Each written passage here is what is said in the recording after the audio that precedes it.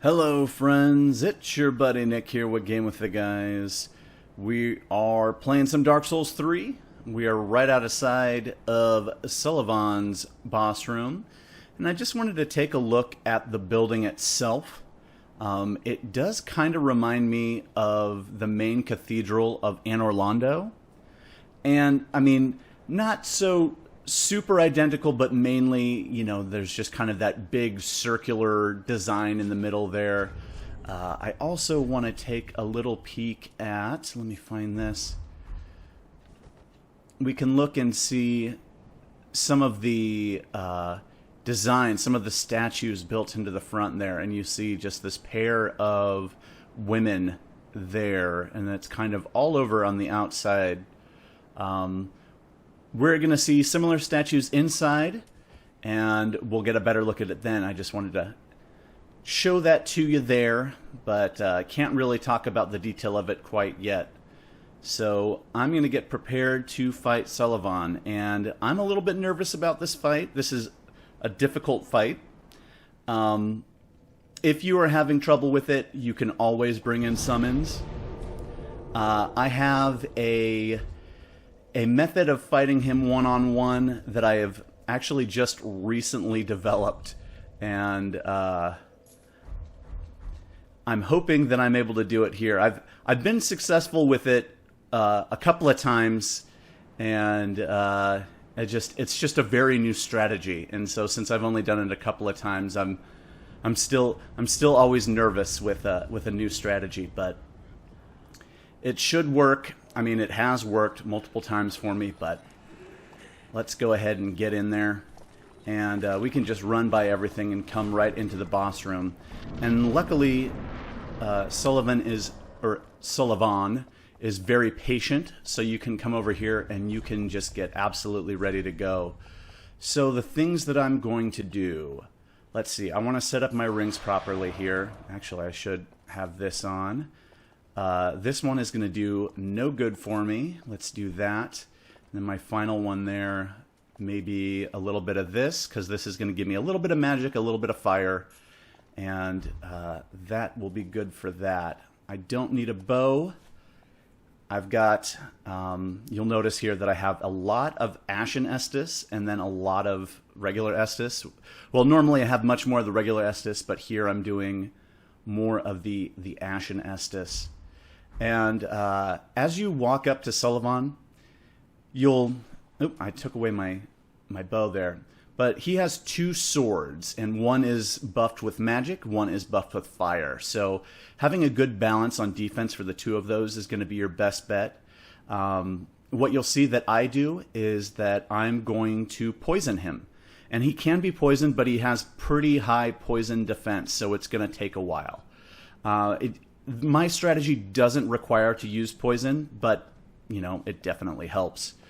Let's see, what else? As you approach, he will come and lunge at you immediately. This attack is highly susceptible to parrying.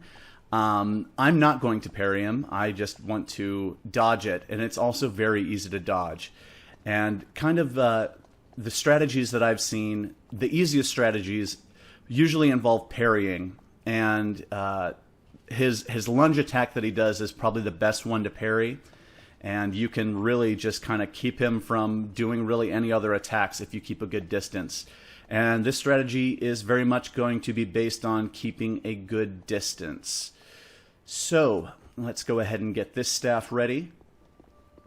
And as we approach him here, you'll actually see in the background there's the large statues of those same women that we saw on the front of the building.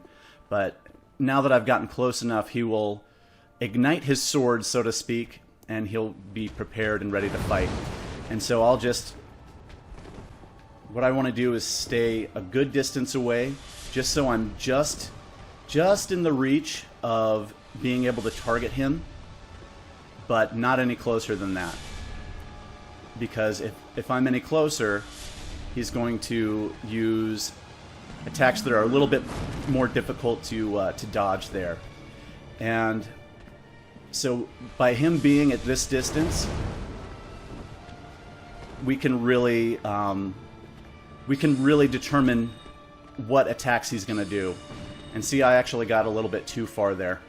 But now when you're far enough away like that, you can go ahead and refill your Estus, and I got way too close there.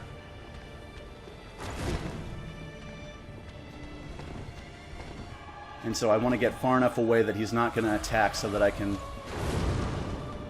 can heal myself and get far enough away. And soon he'll start the second half of his fight. And what he does there, he will actually sprout wings, which is pretty interesting. And then he's going to make kind of a doppelganger of himself. And then the two of them will try to fight us together. Or the two of them together.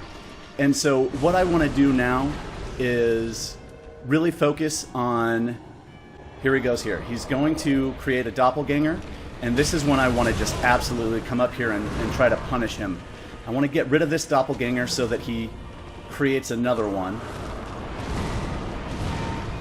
And you'll notice that the doppelganger will do whatever attack right before Sulyvahn does it. So you can predict what it's going to do, or what he's going to do. Unfortunately, I lost track of him there. But my poison is still effective on him, and so even though I'm not doing particularly well with this fight right now, I can predict what he is going to do, and he is the stronger of the two, based on what his doppelganger does.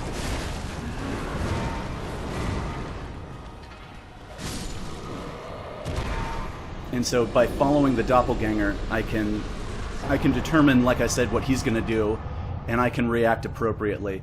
And he tends to do a lot more of the lunging style attacks when he has the doppelganger available, and not so much of the combos like he'll do if you're just close to him one-on-one in the first phase of the fight. Usually I try to just eliminate the doppelganger right away. I did a very bad job of it there. But the best time to attack Sulyvahn is actually when he is summoning that doppelganger. Because you can come in and you can get a lot of attacks on really both of them at the same time. So hopefully you can completely eliminate the doppelganger before he has finished summoning it. And that's when you'll back off and kind of do what I was doing in the first half of the fight, and just staying far enough away that he'll try to use his long-distance lunging attacks. He also has that blade magic fling that he that he tried to do to me. And those ones are a lot easier to dodge. And then you'll just wait for him to summon another doppelganger, and you'll run up and you'll punish him for that act. And that's the whole strategy. So I got beat up just a little bit. I didn't do it as well as I would have liked to, but it worked. So that's the key there. And that's the easiest way I know of to defeat him. Like I said, you don't have to do the poison like I did. It's just a really great way to just keep damage going while you're running away, basically. And you can use other forms of damage other than the Storyteller Staff, but he does have a very high poison defense, so you really have to work at it. So here are these images of these lovely ladies here. And they just really appear to be priestesses of some kind. There's a very particular staff there, and you'll see that the two of these hold it. They're in a symmetrical pattern here.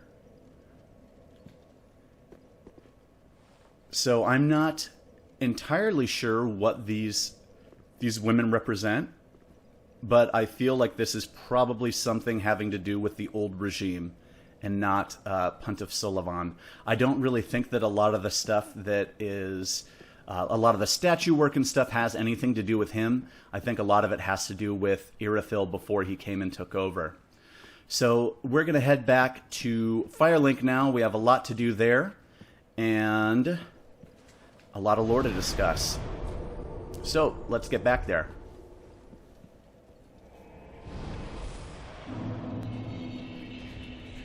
Now, let's see, what kind of items do I have here? First and foremost, we have his soul. And the literal translation from the Japanese version of the game is not the soul of Pontiff Sulyvahn. They don't call him that there. They actually call him the Lord of Laws Sulyvahn. And he's kind of a self-appointed ruler of the area. And so that's why I don't think that a lot of the statues and whatnot, that artwork, has anything really to do with him. I think that it has to do with the previous regime. And the idea of pontiff, though, that's usually having to do with someone of a high-ranking cleric, maybe a pope or cardinal, something like that. It's a high-ranking, like I said, person of the faith, person of the church. And Pontiff Sulyvahn is kind of more of a magic-based character. And if we look down here, it says Pontiff Sulyvahn of Irithyll imprisoned a god of the old royalty. And as I explained last time, the old royalty has to do with Gwyn's family. And we'll find out later that this god is actually Gwyndolin. And it says, in the abandoned cathedral to be fed to the devourer. And where have we heard the word devour before? When talking about Aldrich. So Pontiff Sulyvahn imprisoned Gwyndolin for Aldrich to eat him. So at this point in the playthrough, you don't know exactly what that means, but it'll become very clear. And I know that a lot of the people that watch this have played all the way through the game. And so you have to think back to when you were first playing and you're like, what does that mean when you read the soul? And the next area, the next area, geographically speaking, you learn more about that, but we're not going to go that path. We're going to head down to the profane capital first, but let's first take a look at the items that we can transpose from Pontiff Sulyvahn's soul here. The first being the Great Sword of Judgment. And this isn't really connected so much, but there was, I think, let me come back here and take a look at this, because I think that this had, yes, depicts Allfather Lloyd's Sword of Law. And so this is actually the Sword of Judgment. Whether they're related, I kind of doubt it, but just a similar name, and that's something that I mentioned when I first found the ring. This is a ceremonial sword held in Pontiff Sulyvahn's left hand, representing the judgment of the moon, but with magic far closer to sorcery than any existing lunar power. So, when it talks about the judgment of the moon, you have to think about the blades of the dark moon. And Gwyndolin himself, he was, his items did magic damage, but they were based on faith. There were faith requirements to using his items, but then they would in turn do magic damage. So where it says here that it's far closer to sorcery than anything existing in lunar power, this stuff is, you'll see there that it has a magic requirement and it does magic damage and magic scaling. So rather than being based on faith, this is actually based on magic. Its dark blue hues, deeper than the darkest moon, reflect Sorcerer Sulyvahn's true nature. And we can guess that it's probably something dark. Something maybe not abyssal, but we'll say of the dark. And down at the bottom here it says Stance of Judgment. Assumes stance to unleash dark magic. So, yes, dark. Use normal attack for lunging thrust and strong attack to emit side-sweeping wave. And we saw him try to use the wave on us. And that's kind of, it's a stance like some of the other swords, but, this one has a projectile that's involved with it. The other item looks strangely familiar, and we'll take a closer look at this in a minute, because I'm actually going to buy this. But this is a ceremonial sword held by Pontiff Sulyvahn's right hand, representing the profaned flame. And so before we saw some of the bad guys in Irithyll starting to show signs of what the profane flame was about. So long ago, when Sulyvahn was yet a young sorcerer, so like we said, he's more magic-based than faith-based, he discovered the profane capital and an unfading flame below a distant tundra of Irithyll, and a burning ambition took root within him. So the skill is Profane Flame. Temporarily summon the Profane Flame, lunge forward, and use strong attack to enshroud blade in flame. And we'll see here, let's see, he discovered the Profane Capital. So at this point, there's actually now a connection between them. And so it seems that before that they were very much separate. And when we go down there and take a look, they don't really look anything alike at all. So it was probably Sulyvahn himself who kind of connected them together. And though we will find out that the geographic location is quite old, but as far as like we saw with the Flame Witch and the Pontiff Knights, the influence of the Profane Flame on them is probably brought about by Pontiff Sulyvahn himself. Treat the Firekeeper not with discourtesy. She is mighty. So we can put this on now. And as you can see, this was the sword that he was using. It's a very cool looking sword. I'll see if I can do a little bit of the...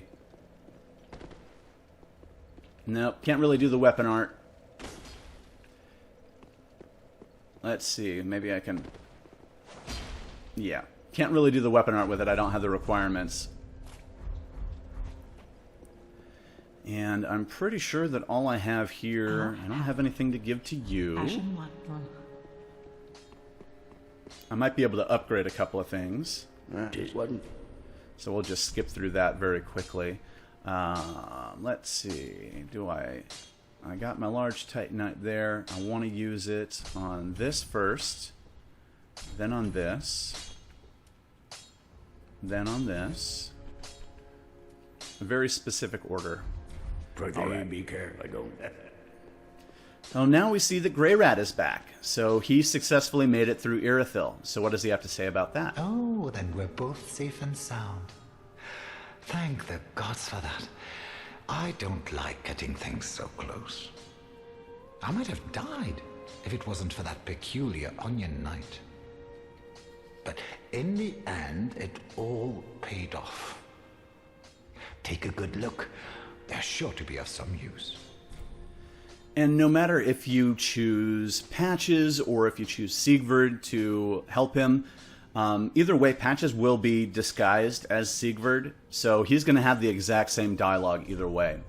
So let's take a look at the new items. He has a new Divine Blessing. He has a Hidden Blessing. If we come into materials here, he's got 3 Twinkling Titanite and 3 Titanite Scales. No keys. Alright, Scholar's Candlestick is very cool. So this is actually something that we'll kind of encounter later. It's strange that he has it now instead of later when he pillages.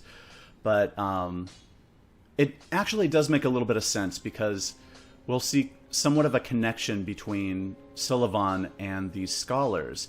This is a candlestick covered in ivory scales once used by the scholars of the Great Archives.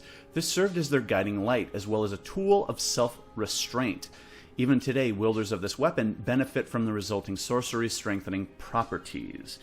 So when held in the left hand and you're shooting magic with the right, this will actually increase the strength of your sorcery. It was as much as 25%, I think. It has recently been nerfed. I think it's down to 15%. I'm going to have to double check because I did not write that down in my notes here. But it was just too strong before. And so they have since changed it to make it a little bit more reasonable. But he has a few other new weapons here. The Lothric Knight Sword. The Lothric Knight Great Sword. Where is it? The Lothric Knight Long Spear. And the Lothric Knight Bow.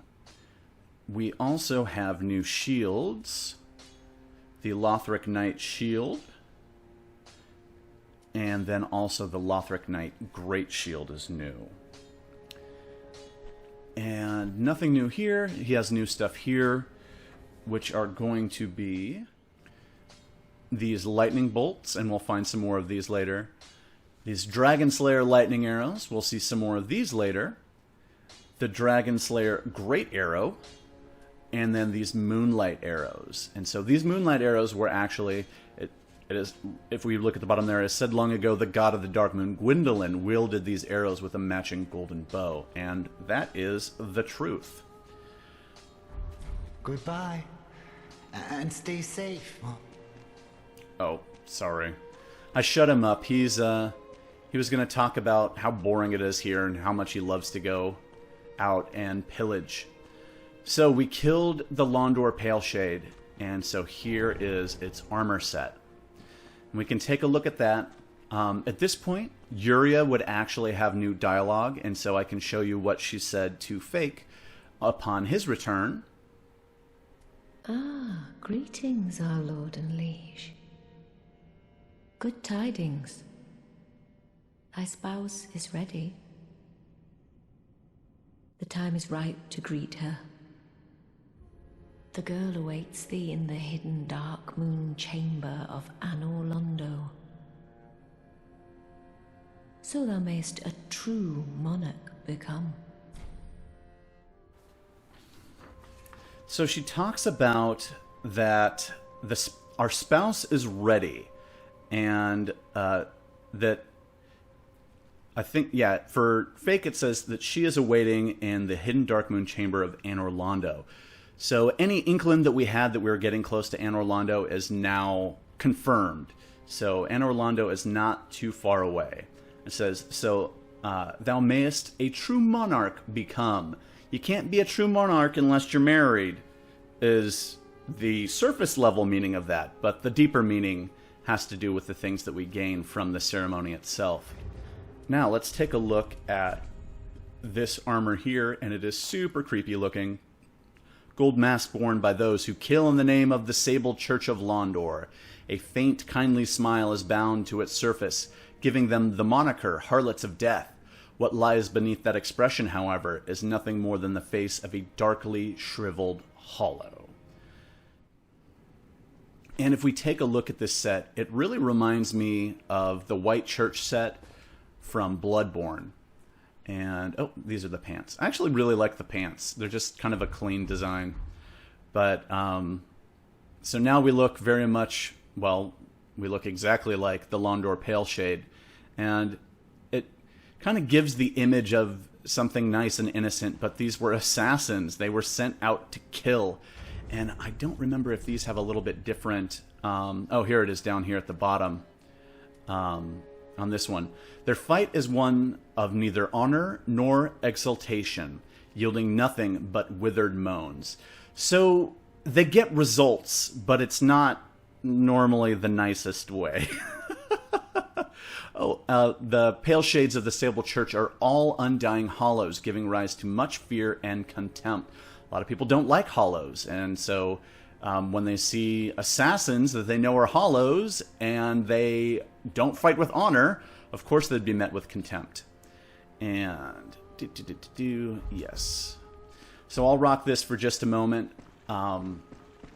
If you do use patches to do this quest line, which once again I don't recommend, and just because you don't get the benefits that that Siegvert has. Because patches will say that he got some good stuff, but he really doesn't really get anything. So we can just pretend that he's going to say the things that he's supposed to say, and I'll play the dialogue for you. Well, look at you, the luckiest lass in the world. I just got hold of some truly fine treasure, and for you, I'll practically give it away. I just got hold of some truly fine treasure, and for you, I'll practically give it away.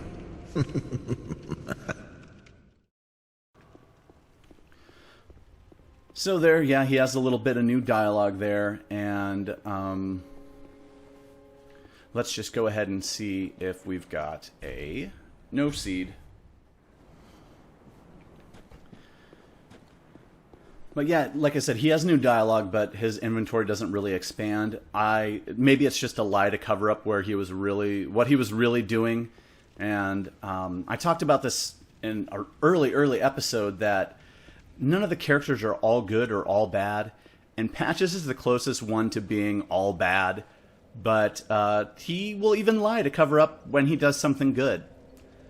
So I was talking about this sword, and now it's time to go and take another look at it. So I will meet you there.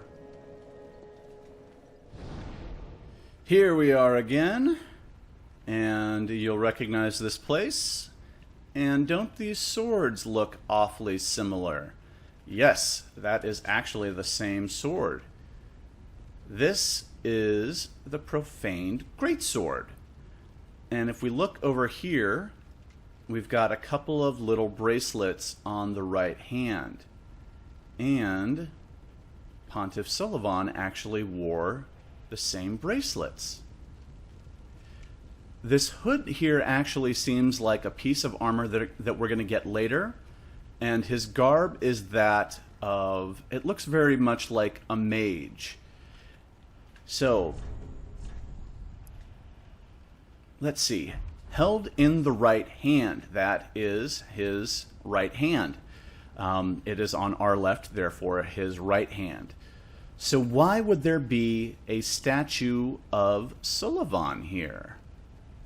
Well, we're going to learn more about that, but it is a strong chance that he's up to no good. Well, he was a bad guy. He was a boss that we fought.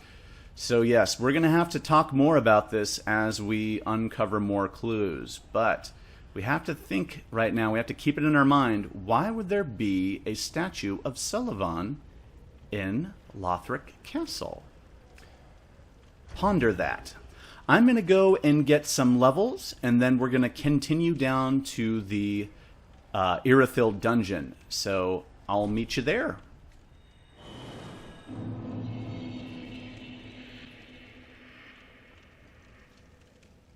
So, we are back at the distant bonfire, the distant manor bonfire, I should say, and I talked about this path and how it led down to the Irithyll Dungeon. It does exactly that, and now that we've saved Grey Rat, we can go down this path without any repercussions. So we look over there, there's a couple Irithyllian slaves. No need to fight them. There's another path this way. I'm wearing the Silver Cat ring right now. I actually have a very precise set of rings going on right now.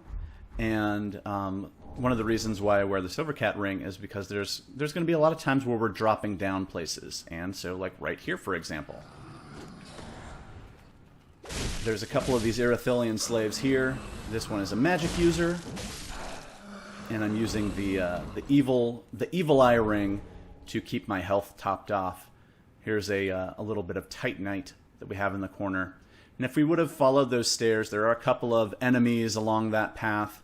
Nothing that we can't really take care of, but you know, you can just completely avoid them. You have to fight all these other guys anyway, so might as well just take an easier route.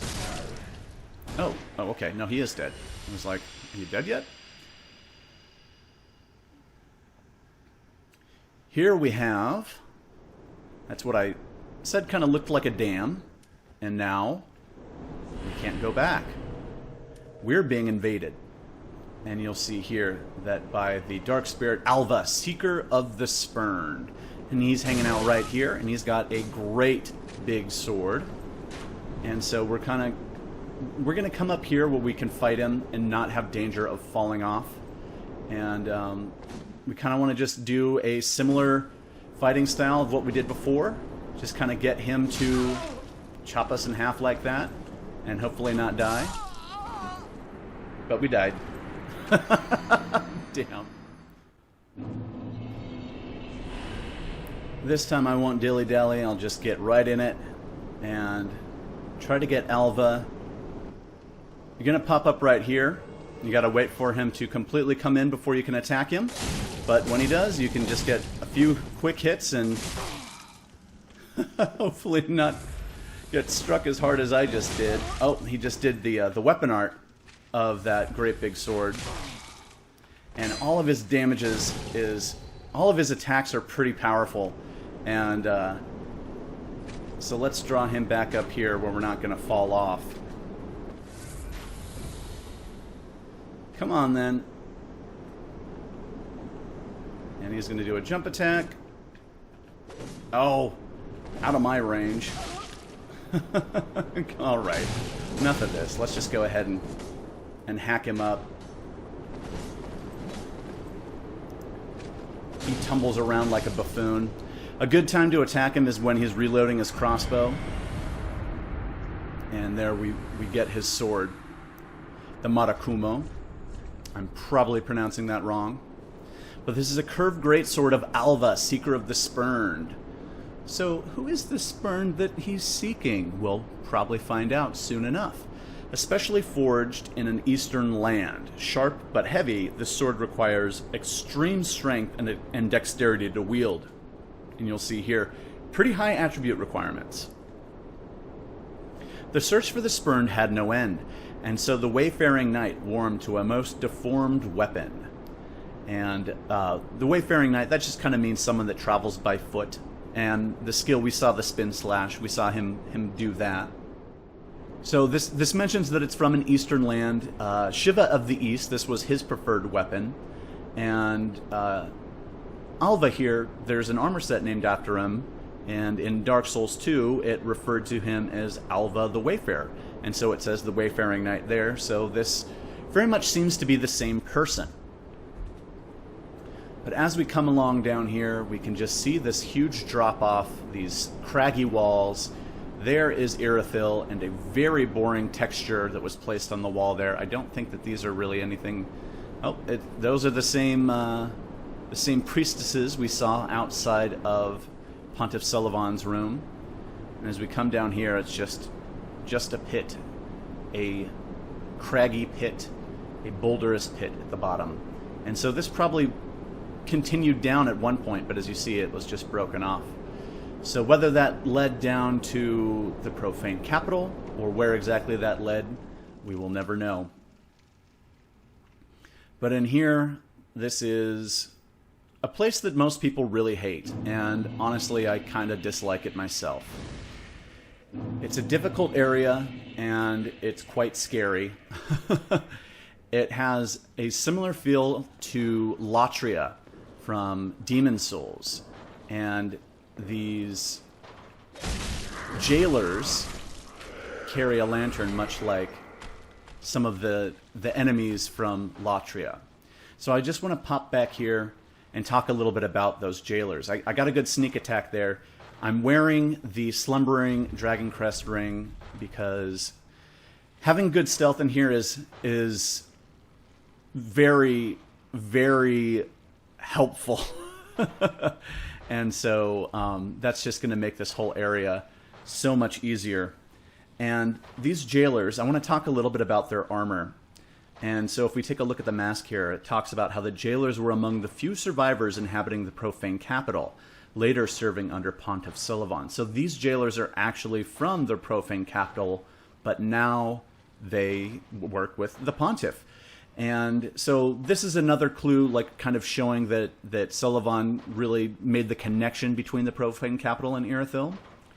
And they also have a really interesting weapon called the soldering iron. Not really a lot of lore here, but its tip inflicts fire damage and temporarily blocks Estus healing. So that's a fun little one to play with for PvP. These guys can also drop a simple gem. We'll find one of those a little bit later. But as we talked about, yeah, these jailers are another one of the enemies that are kind of caught in between the worlds of the profane capital and Irithyll. So that is a trap. Here is the guy that's trying to dupe us. If we come over to reach for this, he'll come up behind us and shove us down to the lower level. You don't really take a lot of fall damage. It's not, it's not very far, but you only were able to see that for a second there. I do my best to kill these guys immediately. When their eyes glow gold like that, they're going to start draining your maximum health. And with it, your regular hit points. So we've got another one there, and he actually went around the corner, so we can get in close. And he was about to do... Oh, this might kill us. Yep. This will be a little bit easier as we come from behind this time. But you see how damaging that soldering iron can be. It's actually pretty easy to dodge, but if they get a good hit on you, then yeah, you're in a lot of trouble. So these guys also will react a lot to sound. So you can kind of get them to spin around and look away while you do whatever. So you can use arrows like I did there to kind of get them to do what you want them to do. Here's a bunch of prisoners, and there's lots of prisoners in the dungeon. Oh, come on, guys.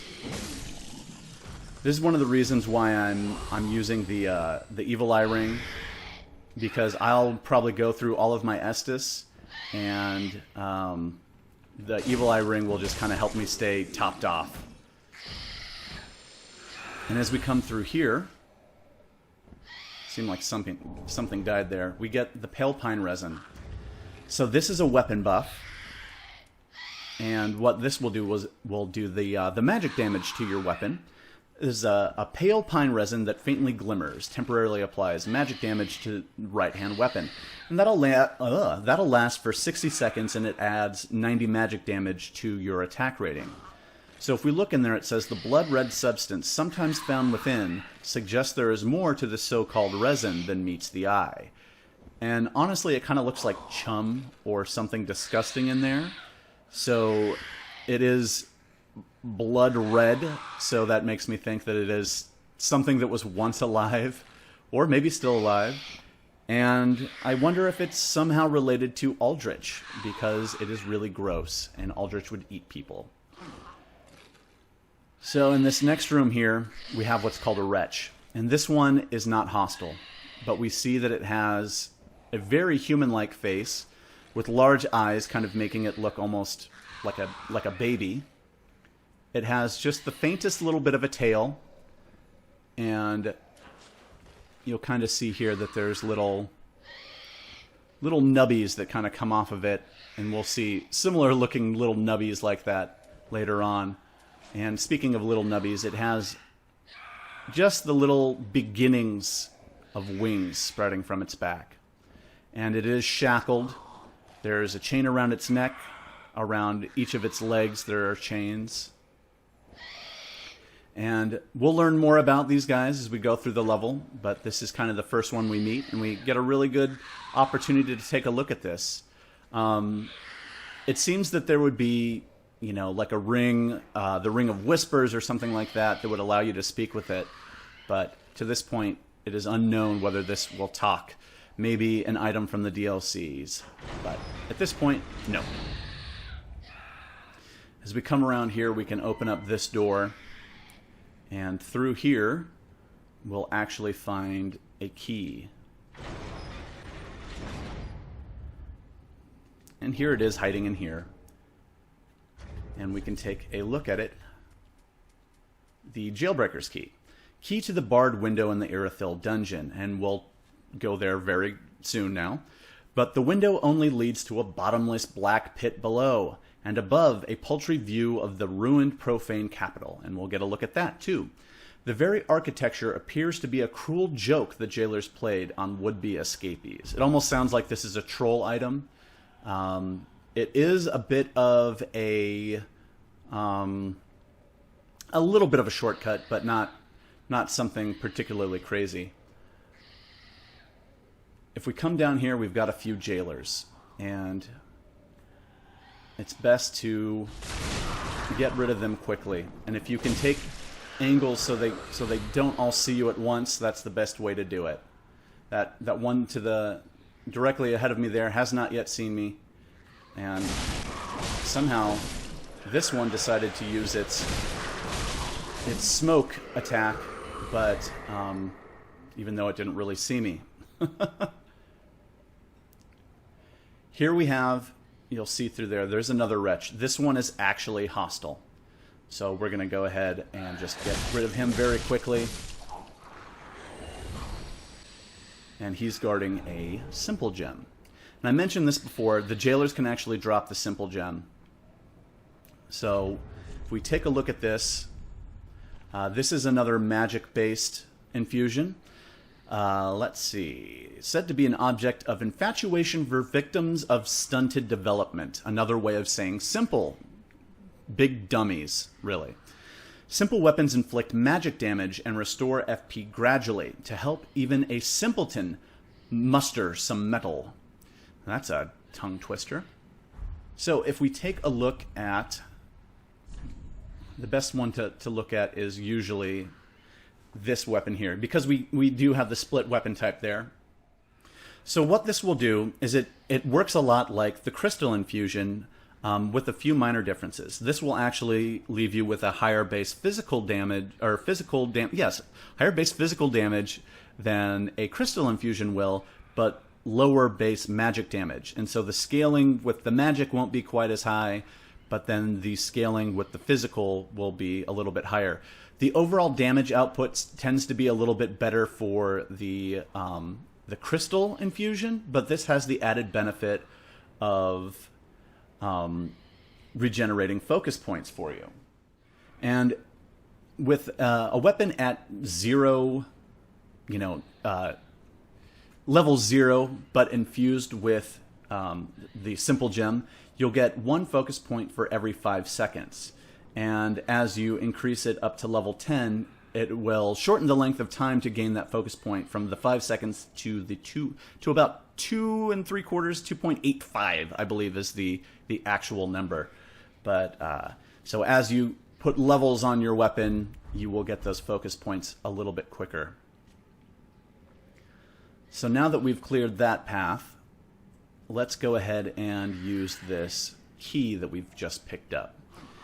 And I've mentioned this in other areas, and I will mention it here, that I take a very particular path through the area. And so it's... Forgot to warn you about that. I take a very particular path through the area, and it's not exactly linear, but it's what I find to work the best for me. So across here we can see the profane capital, and we'll get a better look at that in just a minute. But as we come down to this area, this is a key item for magic users. Let's take a look at this. This is the Bellowing Dragon Crest Ring, a special ring given to those who are deemed fit to undertake the journey of discovery in Vinheim, home of sorcery. This greatly boosts sorceries by about 25%, actually. Apropos to the Dragon School, I think that this last part kind of, oh no, it's a little bit different. The seal depicts an everlasting dragon. A bellowing dragon symbolizes the true nature of the consummate sorcerer. And so here it talks about the journey, and we see a lot of the items talking about the journey of the sorcerers of Vinheim. So we can drop down here, and if you're not wearing a Silver Cat ring, you can drop there with no damage. And we've got these guys. Whoop! You'll see that shot actually did bleed buildup on me. This guy has bolts that can inflict bleeding. And I wanted to save this for here, just, I wanted to use the Ember as a healing item. And as we come over here, we've got an item on this guy hanging over the edge, a homeward bone, and we get a much better look at the profane capital. And a great big fire there, and very, very different architecture from what we've seen in Irithyll up above. We see columns very similar to like a Greek or Roman style, and that will be an architectural theme of the area. So while these two places are kind of connected now, they at one point were very different. There's a crystal lizard there, and there's a bit of an ambush on the way, so keep your shield up as you run by. Well, that still got me. Oh well. And if I can get to him, this guy will give us a Titanite scale. And we've got another one of these wretches here. And we can take care of him. He had a little spear. That's what he got me with. And there's another one trapped in here. This one has a short sword. We'll take a look at those weapons in the future. They have some interesting aspects to them.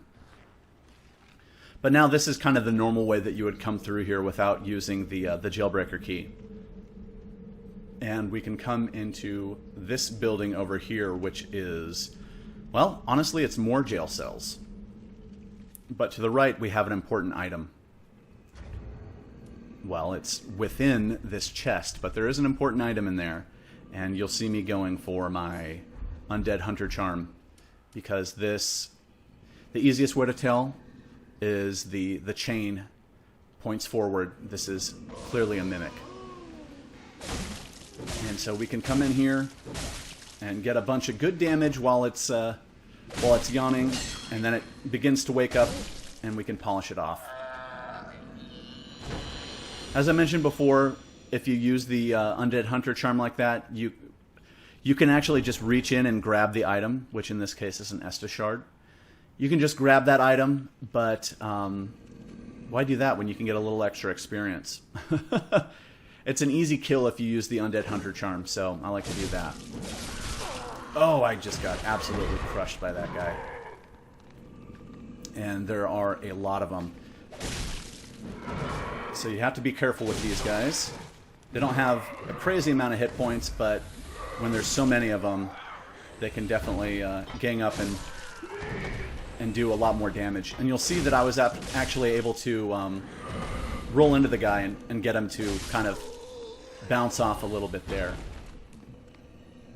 So these guys don't really have a lot of poise. You can go in there and really kind of take care of them quickly. These archer ones have fewer hit points.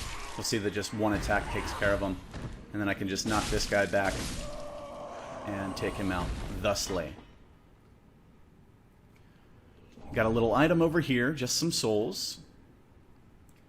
And as we come down this way, we've got a ladder that leads down. There are many ways to get down, but I want to open this up and take a look out here. Here is a giant, and he's sleeping, and he's kind of blocking the path. You actually need to get through him in order to get down to that opening there. But we see all sorts of little hanging cages here. There's an item up above, and in all of the corners there's what seems to be the leftovers from his meals. These look like just the skeletons of cattle. So we need to get past him, or we need to find an alternate route. So we will find an alternate route. And honestly, I can just jump down, but I don't want to go that way. You'll see that there are items down below. There's a rat here. There are actually several rats, but we can't see all of them right now. That area gets a lot of rats. It seems like the rats are unlimited, but trust me when I say that there is a finite number of rats.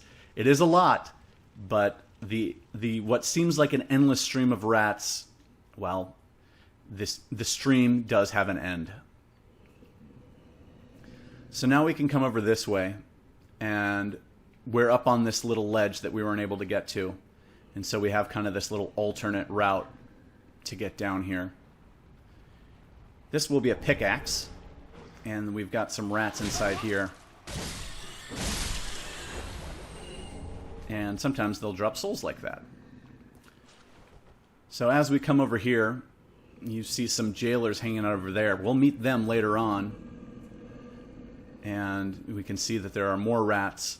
And it's kind of a difficult angle to get. But if we look over there, that's Siegvard. It's really hard to see him from here. We will go down there, and you can actually talk to him through this window. But it's not necessary to talk to him there. You can talk to him from a different location also. And that's where we'll go.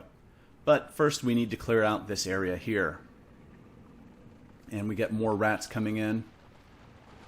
Rats, rats, all the time rats.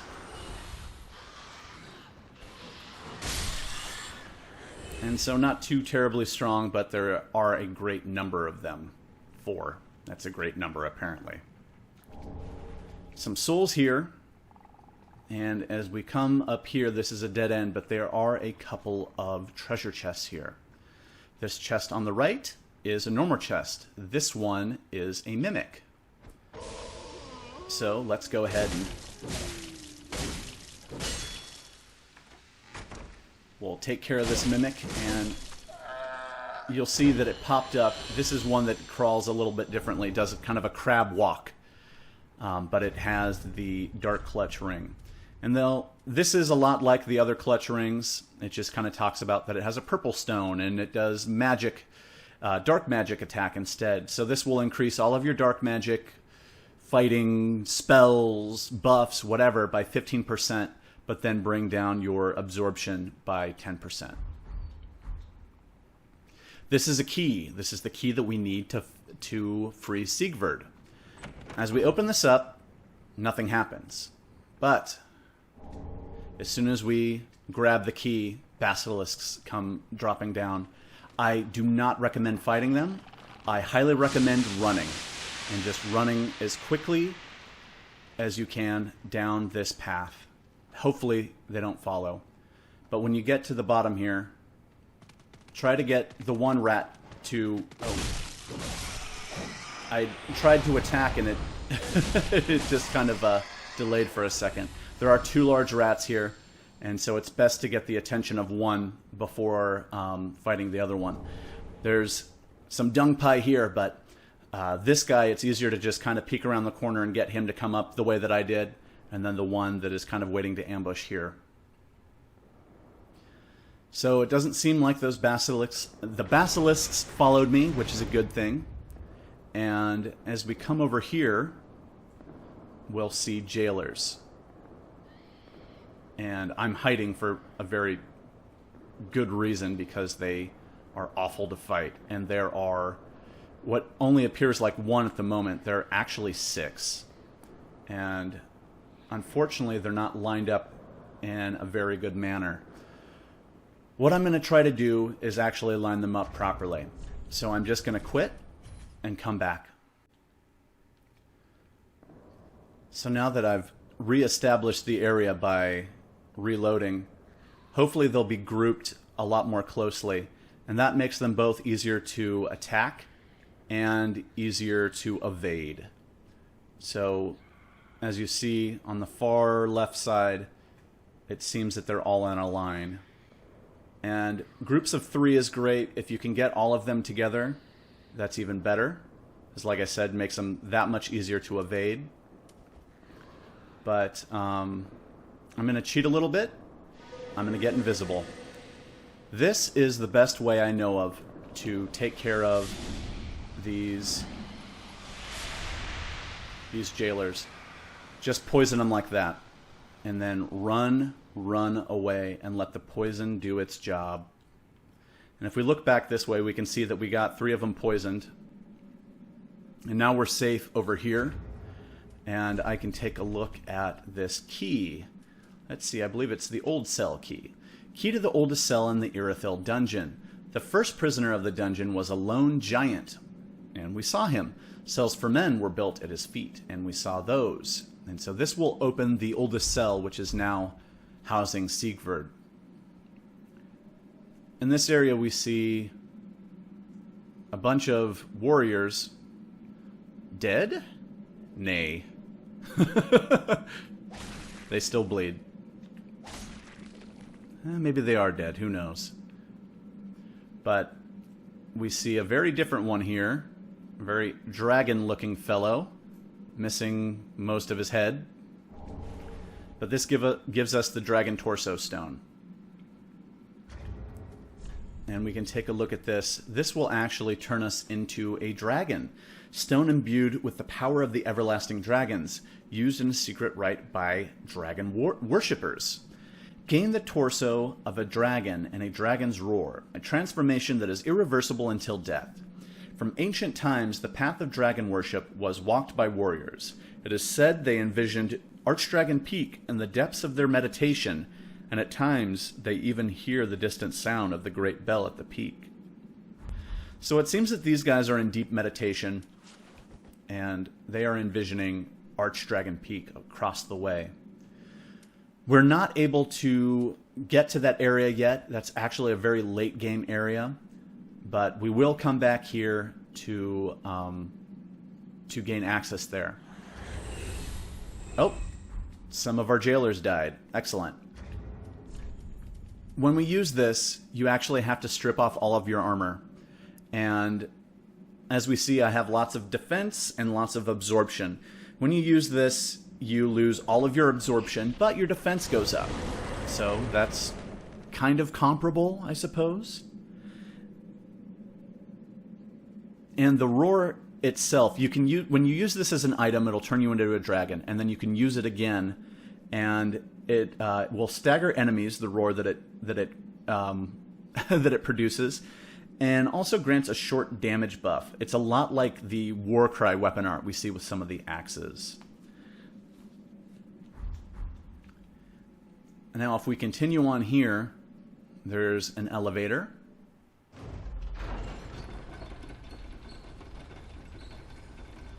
And we see an item there. We'll grab that on the way down.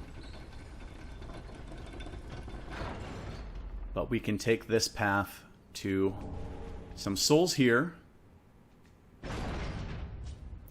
And this is where we actually fought. Well, there was a crystal lizard there, but after I reloaded the area, it kind of took it away. So that's where that goes. And as we come down here, we can go ahead and grab this item. And if you don't have any stuff to negate damage, you're going to take just a little bit there. I tried to show you a way to make your fall minimal, but you still would take a little bit of damage. And what we just picked up there is actually Lightning Blade. And not too long ago, there's a YouTuber called Sunlight Blade that does a lot of Dark Souls stuff. And he posted a video about this spell being called Lightning Blade instead of Sunlight Blade, and so that's a fun little watch if you're into, you know, funny things that involve Dark Souls. But so this is a miracle allegedly wielded by a certain Dragon Slayer Knight in the Age of Gods. They're talking about Ornstein, and yes, he used the spell. Reinforces right weapon with lightning. And so the buff on that will be about 96% of your weapon buff. So once again, if you've got a weapon buff on your chime of 100, you'll add 96 lightning damage to your attack rating. If it's 200, you'll get 192 added attack rating. But that lasts for 60 seconds. And if we continue on here, it says, Tales of Dragon Slayers are now a rare thing, told only in fragments and whispers in remote regions. When they say Tales of Dragon Slayers, I believe that they're actually talking about the miracles themselves, because as we know, the miracles are actually stories and not just, you know, like a magic word or something. So we're seeing that these lightning-based and sunlight-based miracles are becoming few and far between, and whispers in remote regions, they're not particularly they're not particularly easy to find anymore.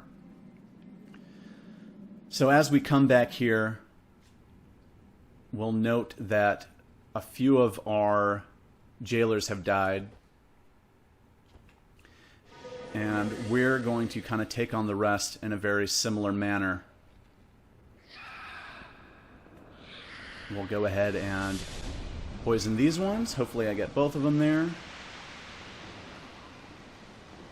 Oh, was there only one? I got both of those ones. I thought that there was two over here. There was a second one. Let's go ahead and we'll try to be all sneaky. And, oop, I just want to go ahead and just poison all of these folks. And just use that as, like I said, the easiest way to kill them. There are other methods. You can use a bow to draw them out to you one at a time. And that's, you know, for, say, a quality build with no magic, no use of a storyteller staff, which is honestly a little game-breaking at times. But drawing them out one at a time is going to be a slower method, but works very, very well. Or you can just try to run and hack all of them, but you're going to die if you try that, so don't do it. Over here we have a gargoyle, and he has a great big lance. And it's better to shoot at him like that and kind of draw him toward you, rather than if you try to cross this bridge, he's going to come out and he's going to attack you while you're on the bridge, and you'll have a very good chance of falling to your death.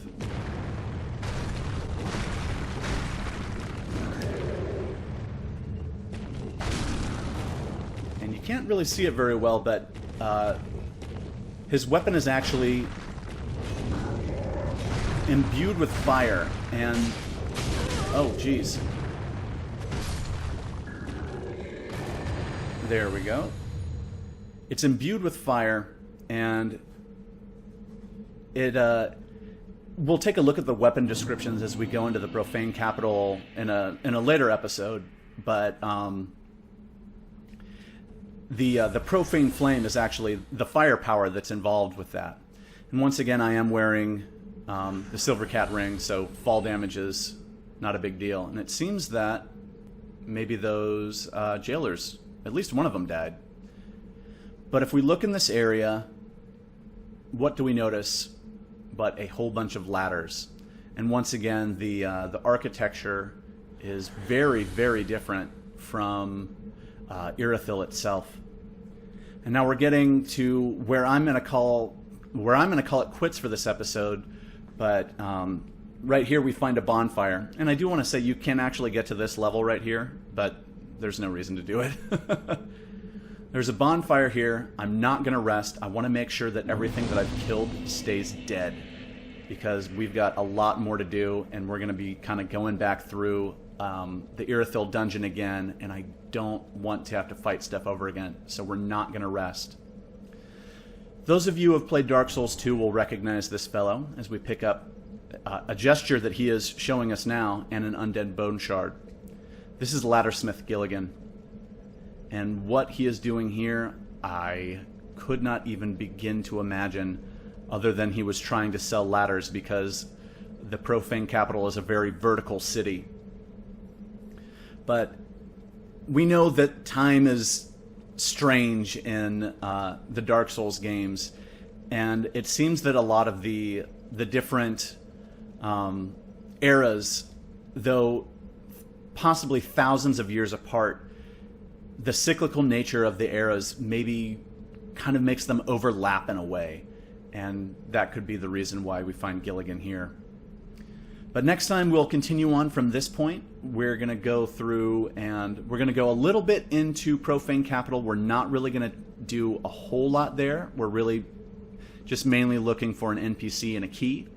And then we're going to finish off the Irithyll Dungeon. And from there, after that, we can finish off the Profane Capital. But, you know, a couple of episodes coming up there to do all of that. So at this point, I'll just say thank you for watching. And if you're enjoying this episode, if you're enjoying this playthrough, please leave me a like, leave comments if you have questions about lore, if you have questions about strategy, if you have alternate strategy, if you have alternate lore. I always love to hear that, so please leave that below. If you're not subscribing, go ahead and do that so you can get all the videos just super easy. And if you have friends that you believe would enjoy these videos, please share that with them. All of these things really help me out, and I do appreciate it. So at this point, Speldaxi and I will say goodbye, and we will see you next time.